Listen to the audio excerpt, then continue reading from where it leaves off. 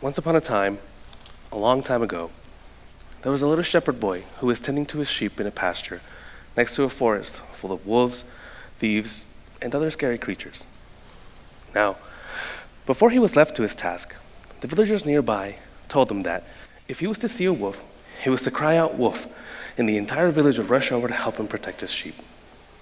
So, after a little while of being out there, the boy begins to feel a little bit scared and lonely, and decides it would be a good idea to call out "wolf."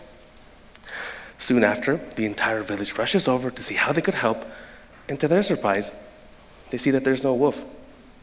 Thinking that the boy is lying, they go back to their business. A little while later, the boy now begins to feel a little bit anxious and worried. Remembering what the villagers told him, once again, he calls out "wolf." And once again, the villagers rush over only to see no wolf. Frustrated, they go back to their homes. But then, the boy actually sees a real wolf in the pasture. Problem was, this time as he's trying to ask for the help he needs, the villagers ignore his cries, and the boy and all his sheep are eaten. So, the moral of this story is, don't lie, because nobody believes liars. I want you to take a second and picture that boy as he's crying out "wolf." What words come to mind that best fit what you think about that boy right now? He got what he deserved. He shouldn't have lied. Maybe that's just a bad kid. When I first heard that story, I used to think the same thing. The little boy got what he deserved because actions have consequences. At least that's what I was always taught. A real man takes accountability. You see, as a therapist who specializes in helping men heal from their traumas, I've seen this message being echoed time and time again to boys and men. From school to sports to work to even in grad school, where I learned healing and therapy happens when a client can take personal responsibility. For the longest time, I thought accountability was the answer. But then I found myself needing to ask for help. You see, back in 2018, I found out I was going to be a father. Honestly, I should have known something was going to go wrong right from the beginning when the first thing my professor told me when I told him the news was, "How will you make sure you don't miss your finals?" I didn't think anything of this at the time. After all, I had to be responsible for my actions, right? So, for the next 9 months, I did what had to be done. I went to work full-time, went to class, did my internships, so on and so forth. And finally, on May 13th, 2019, at 9:30 p.m., I became a father to a beautiful baby boy. And on May 14th, 2019, at 9 a.m., I showed up to class and took my final exam. By Wednesday of that same week, I was back at work full-time. As you can imagine, it didn't take long for the exhaustion, fatigue, and burnout to catch up to me. And although perfectly reasonable for me to feel that I was struggling and tired, it felt like a dirty secret for me to admit that I was struggling. I mean, what would people say about me? So instead of doing the logical thing and reaching out for help, I doubled down and tried to keep up with the facade that I could handle it all. I wore it as a badge of honor to suffer in silence. Nobody could know what I was going through. During this time, I saw my caffeine intake go through the roof, my hours at work go up, and my time with my family go down. I was doing everything in my power not to come off as a walking cry for help. But as I continued to work with my clients and learning about how trauma manifests itself in our minds and bodies, I began to wonder, what if the little boy was telling the truth? You see, as young boys, there are certain things that are taught to us really well, such as seeing the importance of hard work, service, and sacrifice. But we were taught these things by observing the people around us, most importantly, the other men. We were taught to see how the other men did the things we didn't know how to do. But that's the tricky thing about mental health.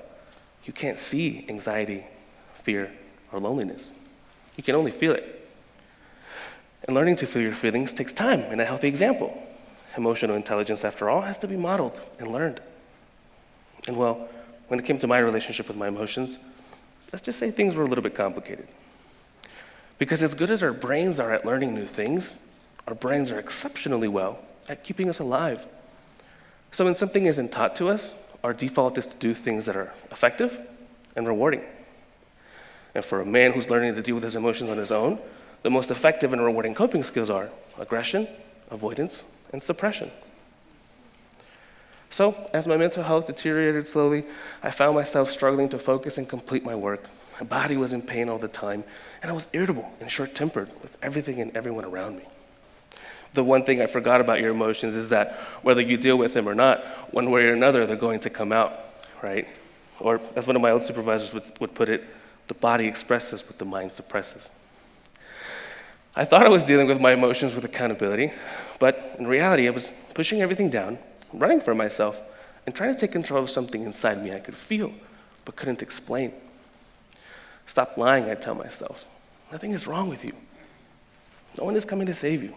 On one hand, the thought of asking for help made me cringe with shame, but on the other, the more I kept everything in, the more I pushed my family away, and the more the consequences started to pile up. Eventually, I was fired from my job.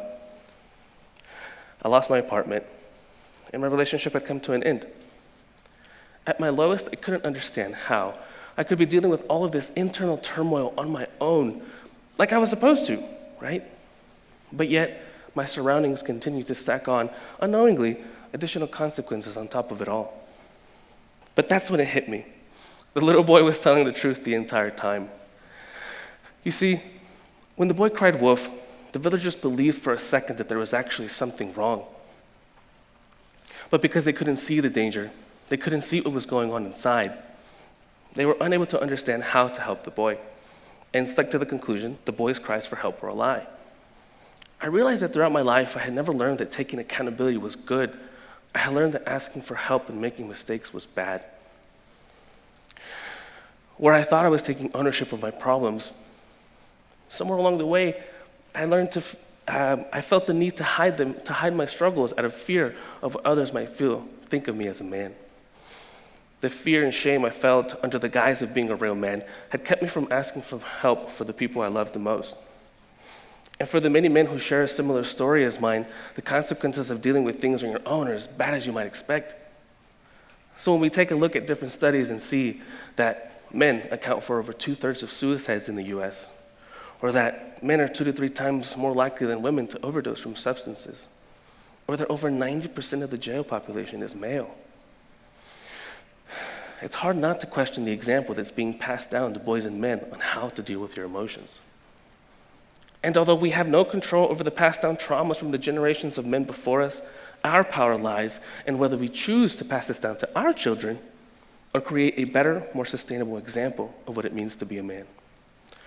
So by the time the men that I work with come to my practice and they find themselves exactly in this stage of their life where they know something has to change and they know they want better for themselves, their family, and their kids, there can be a blueprint laid out for them to achieve this change. And as I stand here before you as evidence that it's possible to come out of this a better man, not only because I've lived it, but because of the hundreds of men that I've worked with have lived it as well, these are the 3 things I've seen that have had the most impact on myself and my clients alike. Number 1, accountability without compassion cultivates shame, not change. Many of the men that I work with feel that they need to be held more accountable. But when we dig past the surface, we find that what they're actually trying to do is avoid shame and rejection for not being able to live up to toxic and harmful expectations. No amount of accountability on its own was going to help me get through my struggles. What I needed was to stop judging myself for struggling and making mistakes and be kinder and more compassionate to myself on the path to learning how to get through a hard time in my life. Number 2, curiosity and acceptance towards my emotions allowed me to be more patient with myself as I learned a skill that was otherwise taught to me as non-essential. Men, your emotions are not going anywhere. In fact, they're supposed to be there. And sometimes they're supposed to suck. Emotions are just information that if we can just slow down enough to listen to our bodies with a little curiosity, you'll find that it's much easier and quicker to reach a solution than if you were to avoid it or shut it out. Lastly, I couldn't do it alone. It takes a village, if you will. We live in a society that glorifies individuality and tells men that it is not only strong but required to solve their problems on their own, and then turns around and punishes them for not being able to do so. But the same system that tells men that they are on their own is also the same system that the people around him are living under. Whether consciously or not, men and women alike perpetuate these standards to the point of rejecting and dismissing the men in their lives who may be struggling.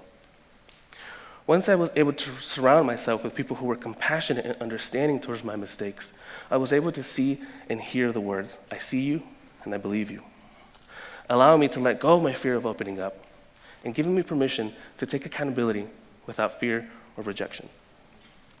At the end of the day, if collective healing is what we want, collective effort is what it will take. We all play a role in the development of boys to men, and becoming aware of the way you respond to the men in your lives who may be fighting invisible struggles could be the difference between meaningful change or yet another repeated cycle. I've seen the impact something as simple as this has had on my life, and I hope that as a father, that someday when my son finds himself in a position of needing help, I can be there to say, if he ever has to cry out wolf, I can be there to say, "I believe you. How can I help?" Thank you.